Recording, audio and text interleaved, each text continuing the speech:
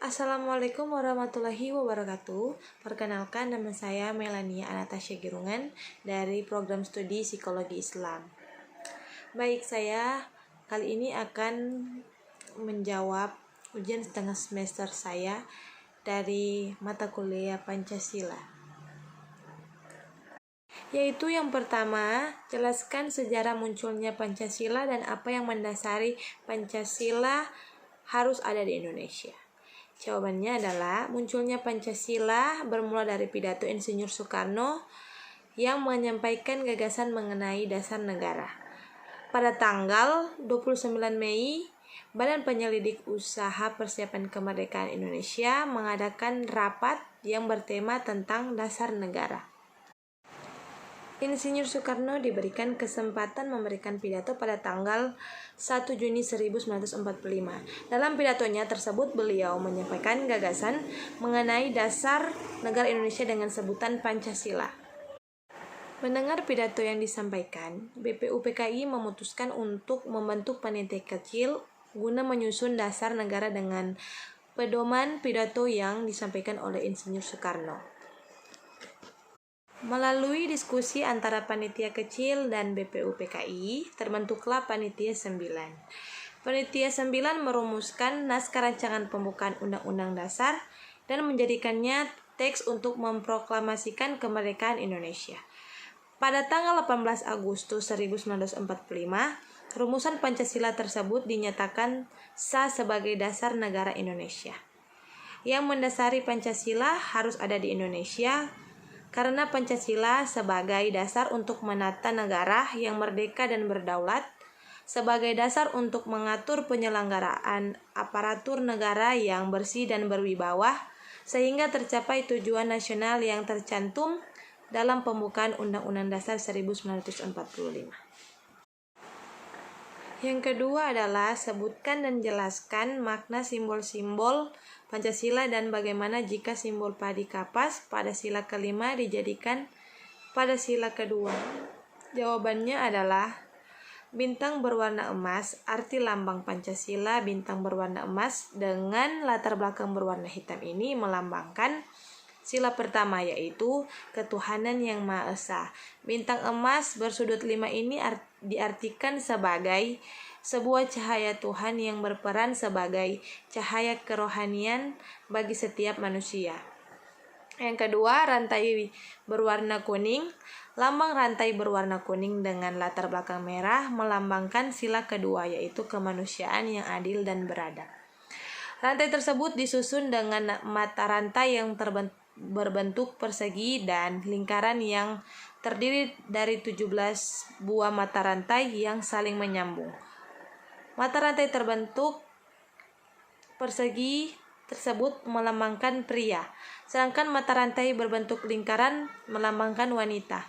Hal ini menandakan adanya kesetaraan gender antara pria dan wanita sebagai hubungan manusia yang saling membantu. Yang ketiga, pohon beringin. Lambang pohon beringin dengan latar belakang berwarna putih melambangkan sila ketiga, yaitu Persatuan Indonesia. Arti pohon beringin dalam Pancasila sendiri merupakan sebuah tempat berteduh dan berlindung.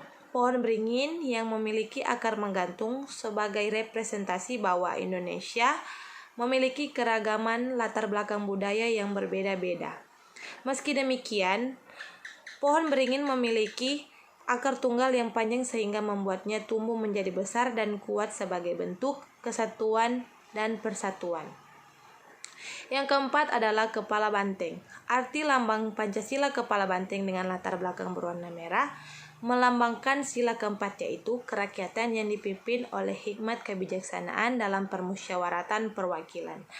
Banteng merupakan salah satu hewan sosial yang suka berkumpul dan dari situlah filosofi sila keempat diambil. Sebagai manusia yang selayaknya bersifat serupa, pengambilan keputusan sebaiknya dilakukan dengan melalui musyawarah.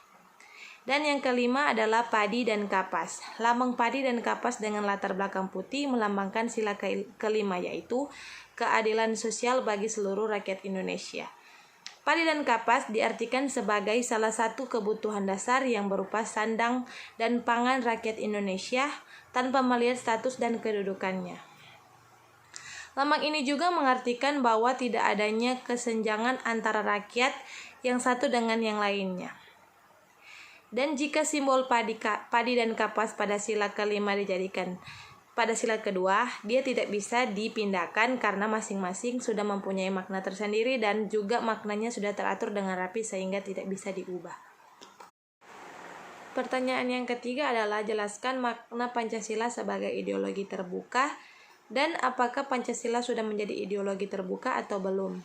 Jawabannya adalah makna Pancasila sebagai ideologi terbuka adalah nilai-nilai dasar Pancasila dapat dikembangkan sesuai dengan dinamika kehidupan bangsa Indonesia dan tuntutan perkembangan zaman dengan memperhatikan tingkat kebutuhan dan perkembangan masyarakat Indonesia, serta tidak keluar dari eksistensi dan jati diri bangsa Indonesia sehingga mampu menyesuaikan diri dengan zaman.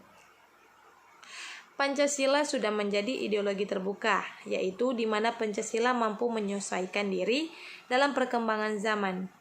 Pancasila sebagai ideologi terbuka juga merupakan ideologi yang dapat berinteraksi serta dapat menyesuaikan dengan perkembangan zaman tanpa mengubah nilai dasar Pancasila tersebut. Ilmu pengetahuan dan teknologi serta Pancasila sebagai ideologi terbuka merupakan cerminan bangsa Indonesia yang senantiasa terbuka dalam setiap dimensi kehidupan. Pertanyaan yang keempat adalah, mengapa negara Indonesia tidak menganut paham liberalisme atau komunisme, seperti negara Amerika dan Cina yang menjadi negara maju? Jelaskan. Jawabannya adalah, jadi mengapa Indonesia tidak menganut paham liberalisme atau komunisme? Karena bangsa Indonesia adalah bangsa yang sangat beradab dan berketuhanan. Maka hal ini tidaklah cocok dengan kepribadian bangsa Indonesia, di mana kebebasan kita diikat atau dibatasi oleh norma agama, etika, juga hak-hak orang lain. Sedangkan komunisme tidak cocok berkembang di Indonesia karena dalam paham komunisme menolak adanya hak pribadi, kepemilikan modal pribadi, yang hal ini jelas-jelas bertentangan dengan hak asasi manusia. Paham komunisme mengajarkan pertentangan antara kelas masyarakat, sedangkan di Indonesia bangsa yang memiliki nilai-nilai luhur yang sangat menghormati hak asasi, meskipun pelaksanaan hak asasi tersebut kebebasannya terbatas dan dibatasi oleh hak-hak orang lain. Pertanyaan kelima adalah analisis hubungan pembukaan Undang-Undang Dasar 1945 dengan Pancasila dan penjabaran Pancasila dengan batang tubuh Undang-Undang Dasar 1945. Jawabannya adalah, sesuai dalam pembukaan Undang-Undang Dasar 1945, Pancasila telah ditetapkan sebagai dasar filsafat negara Republik Indonesia. Dengan demikian, pembukaan Undang-Undang Dasar 1945 dan Pancasila memiliki hubungan timbal balik, yaitu secara formal dan material. Dan hubungan pembukaan Undang-Undang Dasar 1945 yang memuat Pancasila dalam batang tubuh Undang-Undang Dasar 1945 bersifat kausal dan organis. Sesuai dengan penjelasan Undang-Undang Dasar 1945, pembukaan mengandung 4 pokok pikiran yang diciptakan dan dijelaskan dalam batang tubuh. Keempat pokok pikiran tersebut adalah, yaitu yang pertama, pokok pikiran pertama berintikan persatuan. Yang kedua, pokok pikiran berintikan keadilan sosial. Yang ketiga, pokok pikiran berintikan kedaulatan rakyat. Dan yang keempat, pokok pikiran keempat yang berintikan ketuhanan yang Maha Esa. Itulah jawaban dari saya. Kurang lebih, mohon maaf jika banyak salah kata. Dan terima kasih. Assalamualaikum warahmatullahi wabarakatuh.